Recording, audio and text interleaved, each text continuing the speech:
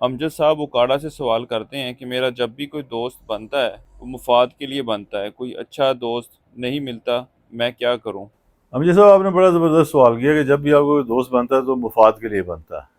ایک بات میں آپ کو واضح طور پہ بتا دوں، آپ کو برا لگے یا اچھا لگے، اس میں دو باتیں ہیں۔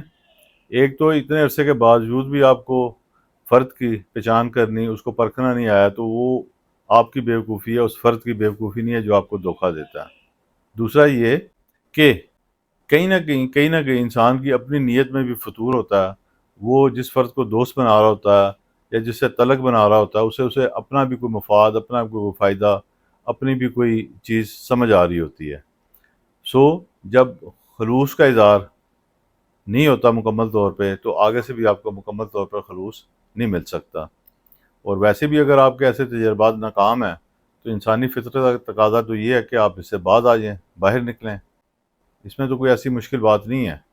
ہو سکتا ہے کہ آپ کے ذائچے میں یہ صورتحال ایسی ہو، آپ کے ہاتھ میں لائنیں ایسی ہوں، جو آپ کو ملنے والے دوست جو ہیں وہ موسن کش ہی ملیں، تو مت بنائیں دوست، بہت زیادہ دوست۔ یہ کوئی انسان کی خوبی نہیں ہے۔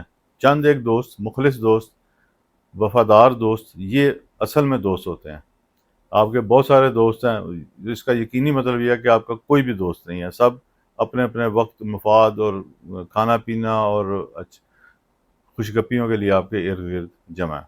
اللہ تعالیٰ آسانیاں پیدا کرے آپ کے لیے۔